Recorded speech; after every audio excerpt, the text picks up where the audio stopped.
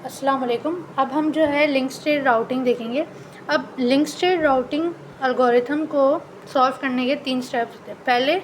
पहले तो आप टेबल क्रिएट कर लें, लाइक हर नोड की टेबल क्रिएट कर लें और वो चेक करें कि वो नोड दूसरे नोड के साथ कैसे कनेक्टेड है, वो लिंक्स आप लिख लें। फिर जो है आप फ्लडिंग करेंगे और फिर आप डाइजेस्टर एल्गोरिथम अप्लाई करेंगे। तो पहले तो हमें क्या करना है, टेबल क्रिएट करना है। हमारे पास जो है यहाँ पे 6 नोड्स गिवन है। अब R1 का ताल्लुक़ किसके साथ है? R1 का ताल्लुक़ जो है R2 के साथ है और R3 के साथ है। R2 पे जाने के लिए R1 को कितने चाहिए? 6, और R3 पे जाने के लिए कितने चाहिए? 3। तो हमने लिख लिया R2 पे जाने के लिए 6 और R3 पे जाने के लिए 3 सिंपली। इसी तरीके से R2 का ताल्लुक़ किसके साथ है? R3 के साथ है, R1 के साथ है और R4 के साथ है। R2 का 1 पे जाने के लिए कितनी कॉस्ट है? 6, 3 पे जाने के लिए 2 और 4 पे जाने के लिए 7। तो हमने लिख लिया 6, 2 और 7। इसी तरीके से R3 का ताल्लुक़ किसके साथ है? R1 के साथ, R2 के साथ और R5 के साथ। अगर R3 को R5 पे जाना है तो 9 डिस्टेंस है, R3 को 2 पे जाना है तो 2 डिस्टेंस है, और अगर 1 पे जाना है तो 3 डिस्टेंस है। तो 9, 2 और 3, तो हमने लिख दिया 9, 2 और 3। इसी तरीके से R4 किसके साथ कनेक्टेड है? R2 के साथ, R6 के साथ और R5 के साथ। R4 को अगर 2 पे जाना है तो 7 डिस्टेंस है, R4 को अगर 6 पे जाना है तो 8 डिस्टेंस है, R4 को अगर 5 पे जाना है तो 1 डिस्टेंस है। तो हमने लिख दिया 7, 8 और 1। इसी तरीके से R5 का ताल्लुक़ किसके साथ है? R4, R6 और R3। R5 को अगर R3 पे जाना है तो 9, R5 को अगर R6 पे जाना है तो 4 और R5 को अगर R4 पे जाना है तो 1। तो हमने लिख दिया 1, 9 और 4। इसी तरीके से R6 का निकलेगा। R6 जो है अगर R4 पे जाना है तो 8 और अगर 5 पे जाना है तो 4। तो हमने लिख दिया 8 और 4। तो हमने सिंपली टेबल बना लिया कि लिंक टेबल बना लिया हर नोड का, लाइक वो किसके साथ कनेक्टेड है और उसका क्या डिस्टेंस है। अब जो है हमें क्या करना है, सेकंड में फ्लडिंग करनी। अब जो ये है, ये स्टेप इतना ज़रूरी नहीं है, ये वही स्टेप है, लाइक आपको क्लियर आउट हो रही हैं चीज़ें। लाइक जो हमने यहाँ पे डायग्राम बनाई थी, ये सेम डायग्राम यहीं बनेगी, क्योंकि देखिए चीज़ें तो वही है ना, डिस्टेंस तो वही है, 6 है डिस्टेंस, 3 है, 6, 2, 7 सारे वही है। तो मतलब ये स्टेप ज़रूरी नहीं होता इस्तेमाल करना, पर आप कर लें तो आपको क्लियर आउट हो जाएंगी। कुछ भी नहीं है, फिर से हमने वही डायग्राम बना लिया। अब हमें क्या करना है, थर्ड पे डाइजेस्टर एल्गोरिथम अप्लाई करना है। डाइजेस्टर एल्गोरिथम किस तरीके से अप्लाई होगा, लाइक मैंने इस पर प्रीवियसली भी वीडियो बना ली है। लाइक हमारे पास कितने नोड्स हैं? 6 हैं, R1, R2, R3, R4, R5 और R6। तो हमने जो है सारे नोड्स लिख लिए, R1, R2, 3, 4, 5, 6। अब पहले जो है सारे अनडिफाइंड है, क्योंकि पहले तो हमें किसी का डिस्टेंस पता ही नहीं है, तो हमने जो है अनडिफाइंड कर लिया। अब स्टार्टिंग पॉइंट क्या है? R1 है हमारा स्टार्टिंग पॉइंट, तो हम R1 से स्टार्ट करेंगे। R1 का कनेक्शन किसके साथ है? R2 के साथ और R3 के साथ। R2 पे जाने के लिए 6, R3 पे जाने के लिए 3 और बाकी सारे अनडिफाइंड, क्योंकि R1 सिर्फ इन दोनों से कनेक्टेड है। अब छोटा कौन सा, 6 छोटा है या 3? तो 3 छोटा है, तो हम 3 अब इस्तेमाल करेंगे। अब R1 पे R1 और R3, क्योंकि अब R1 तो हो गया, अब हम R3 पे आ गए। R3 किसके साथ कनेक्टेड है? R3 जो है R5 से कनेक्टेड है और R2 से कनेक्टेड है। अगर हमें R2 पे जाना है तो हम कैसे जाएंगे? हम पहले R1 से R3 जाएंगे, 3 + 2 5। पहले क्या आ रहा था? 6 आ रहा था, तो अब छोटा क्या नंबर आ गया? 5, तो हम 5 लिखेंगे। इसी तरीके से अगर हमें R5 पे जाना है, किस तरीके से जाएंगे? 3 + 9 कितने हुए?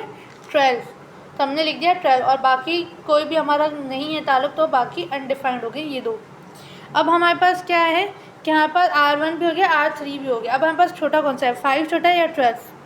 5 छोटा है, तो हम अब R2 लेंगे, तो R1, R2, R3। अब हम R2 पे आ गए, तो R2 क्या होगा? R2 किसके साथ कनेक्टेड है? R1 से कनेक्टेड है, R3 से कनेक्टेड है, R4 से कनेक्टेड है।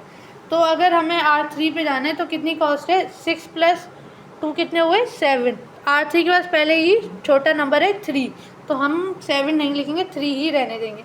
अब 2 जो है वो R4 से भी कनेक्टेड है। किस तरीके से कनेक्टेड है, यहाँ से अगर हम जाएँ 6 प्लस 7 कितने होते हैं 13। अगर हम यहाँ से जाएँ तो 3 और ये हो गए 5 प्लस 7, तो छोटा कौन सा है 12 छोटा है 5 प्लस 7, तो हम जो है R4 को 12 लिख देंगे। इसी तरीके से 5 से वो कनेक्टेड है नहीं है, 5 हमने एज इट इज़ लिख दिया, और R2 जो है वो R6 से कनेक्टेड है या नहीं है। R2 जो है सिर्फ R4 से कनेक्टेड है और R3 से कनेक्टेड है, R6 से नहीं कनेक्टेड, तो यहाँ पे ये जो है अनडिफाइंड हो जाएगा। इसी तरीके से जो है अब हम चेक करेंगे, अब हमारे पास छोटा कौन सा है 5 हो गया 3 हो गया, अब हमारे पास छोटे हैं 12 और 12 दोनों सेम है, तो अब मर्ज़ी आप कोई सा भी ले लें। हम पहले जो है R4 लेते, हम 12 ले लेते R4 का। अब R4 किससे कनेक्टेड है, R4 जो है R6 से कनेक्टेड है, R5 से कनेक्टेड है और R2 से कनेक्टेड है। अगर हमें जो है R4 से R2 पे जाना है तो हम कैसे देंगे 3 9 1 7, ये तो बहुत बड़ा हो जाएगा, तो हमारे पास पहले ही छोटा नंबर है 5, तो हम उसे ऐसे ही रहने देंगे। इसी तरीके से R3 का नहीं है ताल्लुक 3 से, तो 3 एज इट इज़ आ जाएगा 3 का। R4 पे हम R4 से R4 पर ही हैं, तो उसका डिस्टेंस सेम ही रहेगा। R4 से अगर हमें R5 जाना है तो अगर हम यहाँ से जाएँ 6 प्लस 7 13 और 1 14, ये तो बड़ा हो रहा है, 12 छोटा है, तो हम 12 ही रहने देंगे। इसी तरीके से अगर हमें R4 से R6 जाना है तो हम कैसे जाएंगे 6 प्लस 7 प्लस 8, तो बहुत बड़ा नंबर हो रहा है। फिर अगर हम यहाँ से जाएँ 9 10 11 12 और 1 13 प्लस 8 20, तो हम जो है R6 पे आ गए 20। अब हमें क्या करना है, अब हमारे पास जो R2 हो गया, R3 हो गया, R4 हो गया, हमारे पास बेटा R5 और R6, तो छोटा कौन सा नंबर है R5, तो हम पहले R5 लेंगे। R5 किससे कनेक्टेड है, R6 से कनेक्टेड है और 4 से कनेक्टेड है। अगर हमें जो है R5 से बाकी अगर हम जाएंगे तो हमें बड़ा नंबर लगेगा, क्योंकि हमें देखते ही पता चले ये 5 है। हमें अगर यहाँ जाए 3 9 1 4, ये 4 से फिर 7, तो बड़ा नंबर हुआ है, तो 5 एज इट इज़ रहेगा, 3 भी एज इट इज़ रहेगा। 4 हम चेक कर लेते हैं, लाइक अगर हमें जो है 4 जाना है तो 3 प्लस 9 कितना होता है 11, 11 प्लस 1 12, तो 12 एज इट इज़ ही रहेगा। अब हमें जो है R6 के लिए हमें देखना है, R6 से अगर हम यहाँ से जाएँ तो ये कितने होते हैं 9 प्लस 3 11, 11 प्लस 4 16, तो पहले हमारे पास 20 था, अब हमारे पास 16 हो गया। शॉर्टेज डिस्टेंस हमने 16 निकाल लिया R6 का, तो हमने ये रख दिया। अब हमें क्या करना है, तो बाकी सब तो सारे बड़े हैं, हम नहीं चेक करेंगे। अब हम जो है अपनी कंफर्मेशन के लिए R6 भी चेक कर लेते हैं। बाकी सब तो हो गए, 2 हो गया, 3 हो गया, 4 5 हो गया, अब 6 रहता है। अब 6 किसके साथ कनेक्टेड है, 4 के साथ कनेक्टेड है और 5 से कनेक्टेड है। तो अगर हमें जो है यहाँ पे अगर हमें 4 पे जाना है तो हम कैसे जा सकते हैं 3 9 11 4 8, ये तो बहुत बड़ा नंबर हो रहा है। 12 जो है छोटा नंबर है, तो हम छोटा ही रहने देंगे।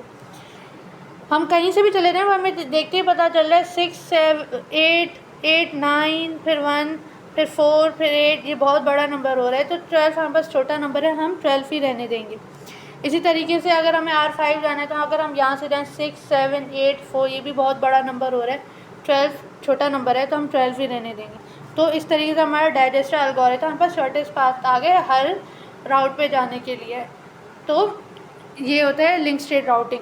तो हमने जो है सारे लिख दिए। अब हमने सर्कल आउट कर दिए, जो चीज़ें कांस्टेंट आ रही है चेंज नहीं हो रही। तो R2 जो है R3 से जब हमने निकाला R2 तो 5 आ गया, तो कॉन्स्टेंटली 5 आ रहा था, तो हमने 5 को सर्कल कर दिया कि शॉर्टेस्ट R2 पे जाने की कितना है कॉस्ट 5 है। अगर हम R1 से R2 डायरेक्ट जाते तो 6 लग रही थी, पर हमने 3 की मदद से गए तो हमें जो है 5 लगा, तो हमारे पास जो है शॉर्टेस्ट डिस्टेंस लगा, तो ये 5 रह गया। फिर इसी तरीके से शुरू से ही 3 आ रहा था, R1 से R3 पे जाने का शॉर्टेस्ट डिस्टेंस शुरू से ही 3 आ रहा था, तो हमने 3 लिख दिया। इसी तरीके से R4 पे अगर हमें R1 से जाना था तो शॉर्टेस्ट डिस्टेंस क्या आ रहा था 12 ही आ रहा था, तो हमने 12 को सर्कल आउट कर दिया। अगर R1 से हमें R5 जाना था तो अब शॉर्टेस्ट डिस्टेंस जो है 5 ही आ रहा था, तो हमने 5 ही रहने दिया। 12 ही आ रहा था तो हमने 12 ही रहने दिया।